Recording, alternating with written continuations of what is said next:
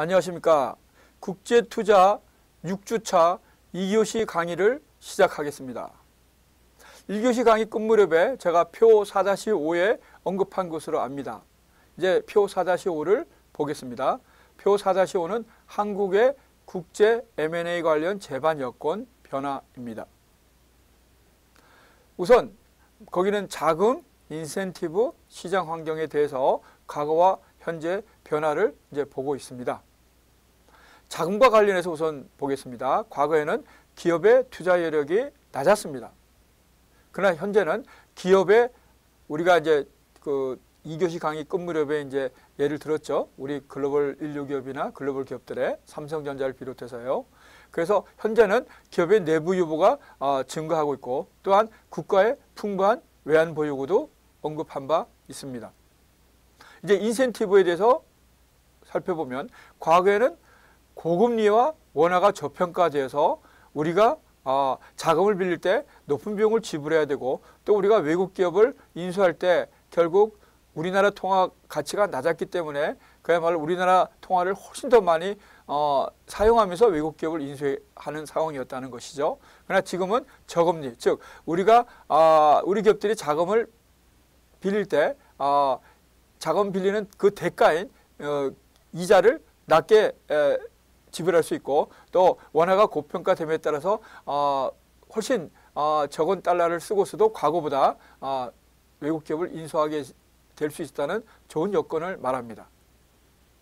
이제 시장 환경은 과거에는 국내 기업 간의 경쟁이었다면 주저하는 바와 같이 현재는 글로벌 경쟁에 노출되어 있습니다. 어떤 기업도 지금 글로벌 경쟁에 노출되어 있지 않다 얘기할 수 없습니다. 왜냐하면 직접적으로 노출되어 있는 회사가 있고 또 간접적으로 직간접으로 다 노출되어 있습니다. 마치 우리 개인이 글로벌화에 다 노출되어 있듯이 말입니다.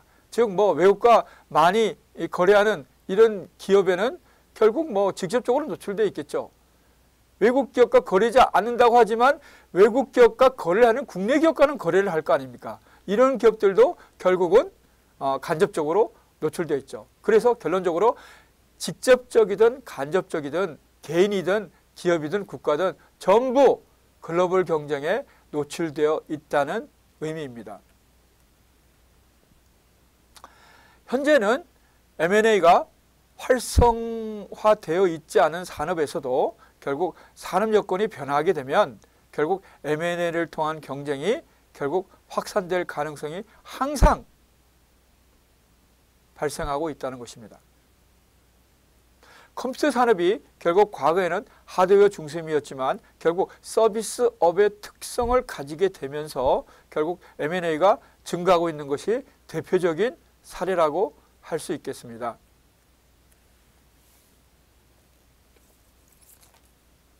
즉 IBM의 경우를 살펴봤었죠. 우리가 IBM이 PC 제조 부문을 중국에 인도하면서 인도 기업을 인수하게 된 것도 결국 고객과의 관계가 중요해진 산업의 특성 변화를 반영한 것으로 우리가 이해할 수 있습니다. 기술이나 산업의 변화 속도가 신속하고 업종 간 융복합화가 결국 발생하고 있는 만큼 결국 산업의 특성이 변화하는 데 따른 모니터링과 대응이 필요합니다. 또한 M&A 도미노 현상도 예의주시해야 되는데요. M&A 도미노 현상이란 산업 내의 선도 기업 간의 규모의 경쟁이 급속히 확산되는 것을 의미합니다. 대표적인 예를 들면 자동차, 정유, 은행의 경우에 선도 기업이 과감한 M&A를 시도하면서 M&A 도미노 현상 또는 이 과점적 대응이 발생한 것을 들 수 있겠습니다. 이제 여기서 과점적 대응이라는 말이 나오는데요. 과점적 대응이란 결국 과점 산업에서 한 회사의 전략적인 행동이 타 회사의 대응을 유도하는 현상을 의미하게 됩니다. 이것이 이제 도미노 현상으로 우리가 다른 용어로 이렇게 얘기할 수 있는 것이죠. 참고 2를 보면 제가 올려드린 이 자료에 참고 2를 보면 M&A 도미노 또는 과점적 대응 형성 사례가 산업별로 나타나 있습니다. 첫 번째는 자동차 산업인데요. 1998년 5월에 다임러 벤츠와 크라이슬러가 합병하게 됐는데 도미노 현상으로서 1999년 1월에는 포드와 볼보가, 1999년 3월에는 르노와 닛산이 합병한 것입니다. 두 번째는 석유화학 산업인데요. BP와 아모코가 1998년 8월에 합병했는데 98년 12월에는 엑슨과 모빌, 98년 또 다른 12월에는 토탈과 페트로피나가 합병한 것입니다. 정유산업이 일어났던 도미노 현상이죠. 이제 금융을 보면 98년 4월에 시티코프와 트래블러스가 합병했고요. 98년 또 다른 4월에 네이션스 뱅크와 뱅크 아메리카가, 또 다른 98년 4월에는 뱅크원과 포스트 시카고 엔비디가, 98년 11월에는 도이치뱅크와 뱅커스 트러스트가 합병한 것입니다. 즉 주요 산업에서 결국 과점화 현상이 도미노 현상처럼 나타난 것입니다. 이제 세 번째 측면은 M&A 역량을 강화하기 위해서 다각도로 준비하는 것이 되겠습니다. M&A를 기업 성장을 위한 전략 수단으로 인식할 필요가 있다는 얘기입니다.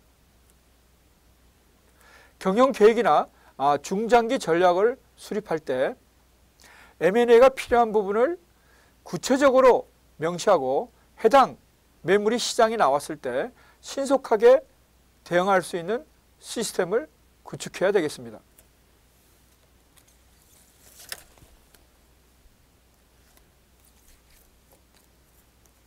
특히 해외 진출 시에 M&A 자체 법인 설립 등 다수의 전략 옵션을 마련할 필요가 있습니다.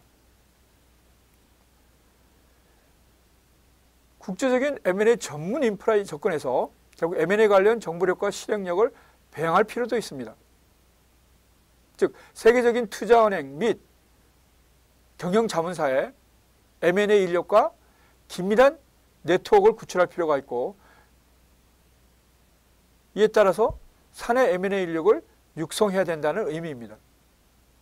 첫째는 전략적 제휴, 벤치마킹을 통해서 우리의 인력을 결국 업그레이드 시킬 필요가 있고, 이렇게 업그레이드된 인력이 이제 그야말로 자체적으로 또한 국내 인력을 교육시켜서 또 능력을 배가시키는 이런 선순환적인 구조가 일어나야 된다는 의미입니다.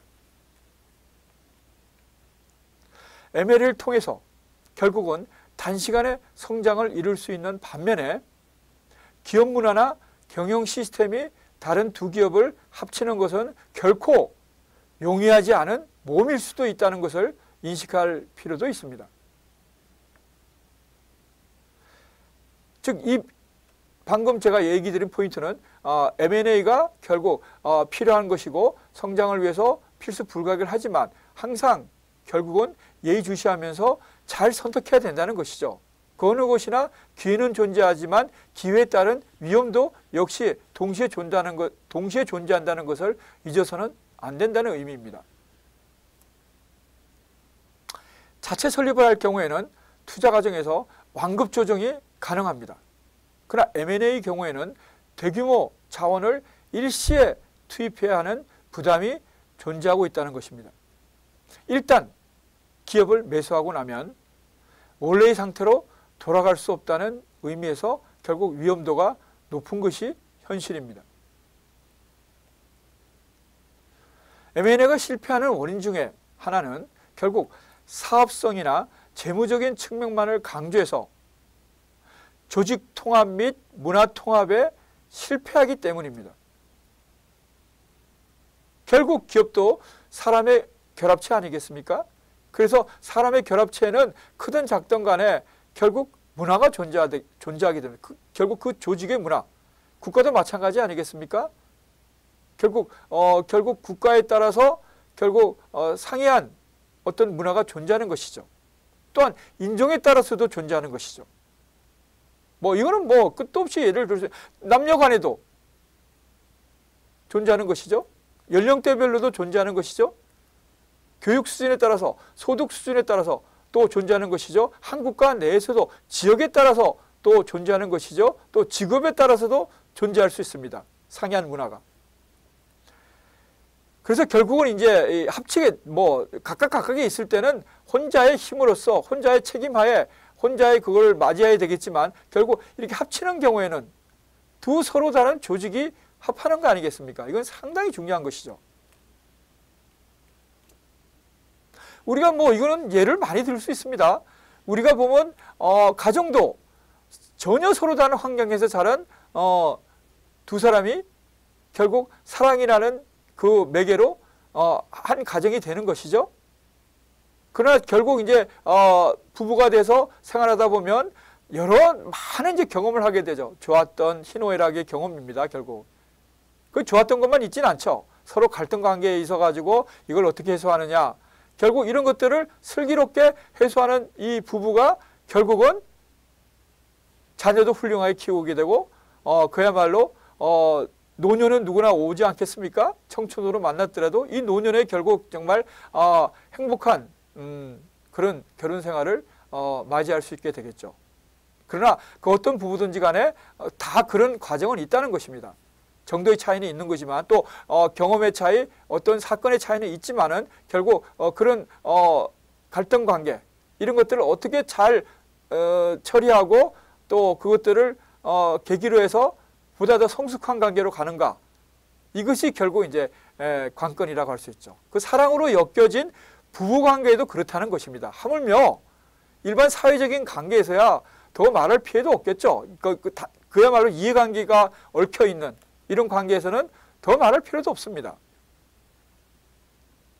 그래서 저는 흔히 이제 이 가족 관계, 부부 관계, 부모 자식 관계를 예를 많이 드는 이유가 이렇게 사랑과 혈연으로 엮여진 이 관계에서도 많은 갈등 관계가 있다는 얘기입니다. 그래서 다른 관계에서는 그야말로 언급할 필요도 없다는 얘기죠. 그런 갈등 관계를 어떻게 이제 해소하는가가 결국은 핵심적인 포인트가 되는 것이죠.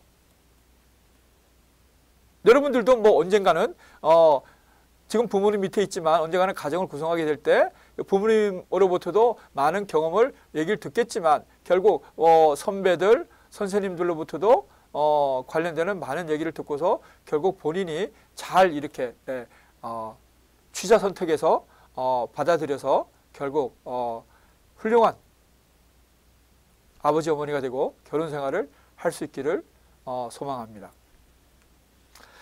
그래서 이제 다시 책으로 오면요, 인적인 통합, 조직적인 통합에 실패하는 경우에는 대부분의 경우가 결국 인재가 대량 유출되거나 조직 간 갈등으로 실적이 저하하게 되는 것이 현실입니다. 그래서 M&A의 성공률을 높이기 위해서는 무형자산, 그러니까 이제 이거는 형태를 가지지 않은 자산이죠. 예를 들면 경영 노하우, 브랜드 이런 것이죠. 이 무형자산에 대한 실사 능력, 즉 기업을 인수할 때는, 합병할 때는 이 기업의 가치를 따지는 것이죠. 기업의 가치에는 유형자산의 가치와 무형자산의 가치가 있습니다. 유형자산은 그래도 파악하기가 무형자산에 비해서는 용이합니다. 왜? 눈에 보이는 것이기 때문에. 그러나 이 무형자산의 가치가 이 평가하기가 참 어려운 것이죠. 그래서 이러한 무형자산에 대한 실산 능력을 향상시키기 위한 용이 주도한 분석이 필요한 것입니다.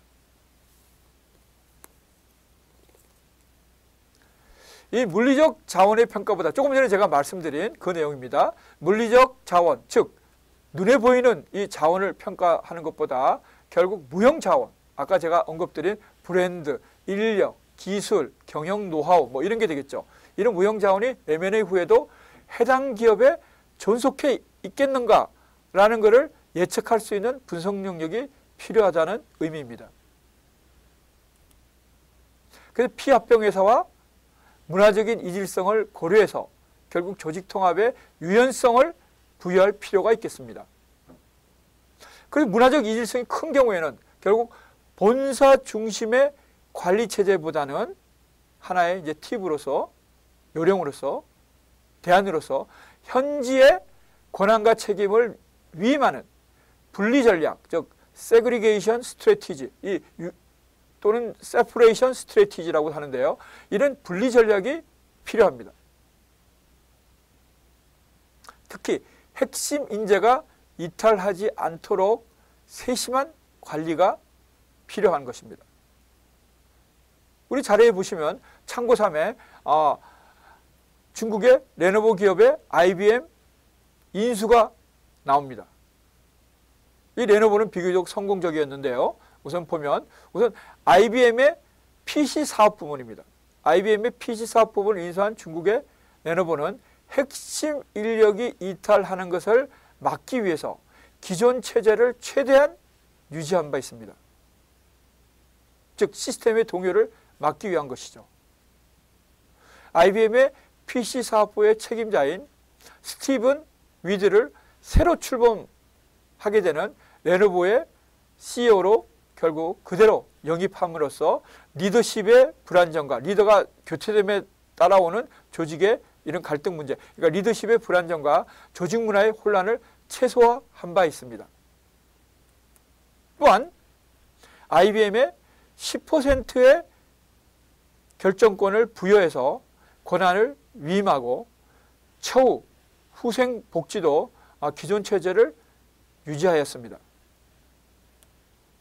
지금 방금 언급한 이러한 조치들은 인수 이후 5년간, 즉 IBM 띵크패드 브랜드의 사용권 취득과 함께 인재까지 흡수함으로써 선진화를 단기에 달성하려는 레노버의 이거 중국 한자를 우리식으로 발음하면 주출거인데요. 중국 발음 발음은 쩌추치 전략의 일환으로 해석할 수 있습니다. 즉 이게 쩌추치 전략이란 해외 선진기업 인수를 통한 기술 습득 전략입니다.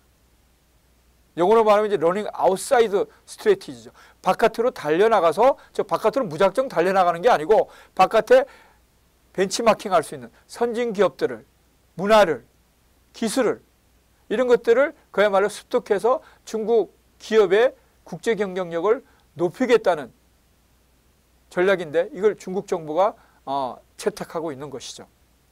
그래서 결국 이러한 성공 사례를 결국 소개해 드렸습니다. 이제 우리가 국내외 M&A 동향과 분석에 대해서는 다 학습을 마쳤습니다. 이제 다음 주제로 진행하도록 하겠습니다. 이제 다음 주제는 결국 해외 직접 투자의 기초 부분입니다. 지금부터 하는 몇 개의 부분은 이제 우리가 투자와 관련된 기본 이론 부분인데요. 제가 그렇게 복잡한 이론 부분을 소개해 드리는 건 아니고 결국 투자와 관련된 가장 기초적인 우리 대학생들이 알아야 될 전공과 상관없이 대학생들이 알아야 될 결국 가장 기본적인 사항들을 책에 정리했습니다. 그것을 이제 우리가 공부하게 되겠습니다. 여기는 크게 4가지 부분으로 구성되어 있습니다. 첫 번째 부분은 개념적인 측면이고요. 두 번째는 성격, 그리고 세 번째는 범위, 그리고 마지막 4번째는 해외 직접 투자의 분류, 동기, 유형에 대해서 살펴보도록 하겠습니다. 제1절 개관 부분을 간단하게 설명드릴까요? 해외 직접 투자란 결국 다국적 기업에 의한 생산 요소, 특히 자본 또는 자본과 결합된 기타 생산 요소, 국가 간 자본과 결합된 기타 생산 요소는 인력도 있겠죠. 결국 이러한 것들의 국가 간 이동 현상을 의미한다고 할 수 있습니다. 즉 해외 직접 투자는 실질적인 무역 경영 또는 국제 경영의 한 파트로서 국가 간의 상품의 생산 및 배급 기능을 효율적으로 담당하기 위한 생산 요소의 투입, 조정, 회수와 관련된 모든 경제 행위를 의미한다고 할 수 있습니다. 여기서 잠깐 이제 주를 소개해 드리면 우선 해외 투자는 한 나라의 기업이 다른 나라에서 즉 타국에서 새로운 기업을 설립하거나 기존 외국 기업의 지분을 인수하거나 이렇게 함으로써 이루어지게 됩니다. 자본의 이동과 함께 경영의 참여 정도에 따라서 해외 직접 투자, 즉 Foreign Direct Investment 또는 해외 간접 투자, Foreign Portfolio Investment로 구분됩니다. 이 자세한 내용은 이제 또 뒤에 나오기 때문에 그때 또 상세하게 설명드리도록 하겠습니다. 자, 이제 해외 직접 투자에 대해서 보면, 자, 조금 전에 이제 말씀드린 바와 같이 신규 설립이나 지분 인수를 통해서 결국 사업체를 통제할 수 있는 투자 지분을 획득하고 직접 경영 및 사업 관리에 참여하는 것을 목적으로 하는 투자 행위가 해외 직접 투자입니다. 그럼 해외 간접 투자란? 해외 간접 투자는 해당 사업체의 경영에 참가하지는 않고 단순히 배당금이나 주식을 가지고 있으면 이제 배당금을 받게 되는 것이죠. 그 다음에 이자, 자금을 대여했으면 대가인 이자를 수령하게 되죠. 배당금이나 이자 및 자본 이득을 또는 주식의 가격이 올라갈 수도 있죠. 그러면 이제 자본 이득을 목적으로 하는 주식 또는 채권의 투자를 의미합니다. 즉 채권으로서 이제 이자를 받게 되는 것이고, 그 다음에 주식을 가지고 있다면 뭐 배당금이나 또는 주가가 올라감에 따라서 자본 이득을 취하게 되는 것이죠.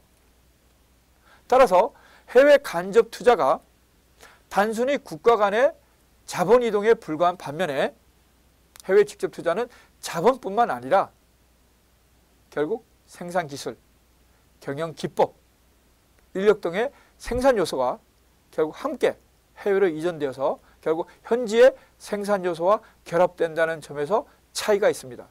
아마 분명하게 여러분들이 구분할 수 있을 겁니다. 경영에 참여하느냐, 경영에 참여하지 않느냐. 한국의 경우에는 법적으로 경영에 참가가 없는 단순한 증권 투자 등은 허용되지 않았습니다. 그래서 해외 투자는 곧 해외 직접 투자를 의미한 바 있습니다. 그러나 1995년부터 결국 제한된 범위에서나마 해외 증권 투자가 허용되어서 해외 간접 투자가 새롭게 부상하고 있습니다. 이제 2절 성격에 대해서 살펴보겠습니다. 해외 직접 투자의 목적은 다시 한번 언급드리면 직간접으로 경영활동에 참가함으로써 단순한 사후의 투자 이익 분배는 물론 상품의 생산 및 분배활동에 참여함에 따라서 특별한 위험관리 프리미엄 및 경영참가 프리미엄이 투자 단계에서 고려될 필요가 있습니다. 해외 직접 투자는 투자를 다변화한다는 측면에서는 국내의 다품종 생산기업의 투자 의사결정 과정과 유사한 투자 행위라고 할 수 있습니다. 다만 이제 지역이 다변화되는 것이죠. 국내 다품종 생산기업은 여러 생산품을 이제 많이 생산한다는 것이고, 이건 지역을 다변화한다는 것이고, 그래서 어떤 의미에서는 결국 유사한 투자 행위라고 할 수 있겠습니다. 그러나 국가 간 경제 정책의 차이에서 발생되는 투자 환경의 차이가 중요한 변수가 되고 있습니다. 따라서 해외 직접 투자는 크게 기업 내부적인 투자 전략 변수는 물론이거니와 국가 간 및 산업 간 거시적인 투자 환경 변수 측면에서 국내 직접 투자와 그 편차의 폭과 넓이의 큰 차이를 보이고 있습니다. 더군다나 환율 변동, 투자 원리금 회수 가능성 등 특수한 위험까지를 고려한다는 측면에서 국내 투자보다 훨씬 복잡하고 다양한 시각에서 신중히 추진되어야 함은 두말할 나위도 없습니다. 여기서 이제 환율 변동, 또 어떤 다른 토픽에서 또 언급되겠지만은요, 환율 변동만 해도 이게 얼마나 많은 변수를 가지고 있겠습니까? 아까 뭐 우리 원화 가치가 고평가됐다, 저평가됐다 이 말씀 드렸습니다만은 결국 이 환율 변동은 어느 정도의 추세를 보고서 우리가 예상은 할 수 있겠지만 결국 단기적인 측면에서 보면 불가능한 것이죠. 특히 중장기적인 거는 더 말할 필요도 없고요. 그래서 환율의 변동이 결국 해외 투자를 이게 실행할 때 아주 중요하게 고려되는 요소 중에 핵심임은 두말할 나위도 없겠습니다. 이제 국제투자 6주째 두 번째 강의 시간을 마치도록 하겠습니다. 수고하셨습니다. 세 번째 강의 시간에 보게 되겠습니다. 감사합니다.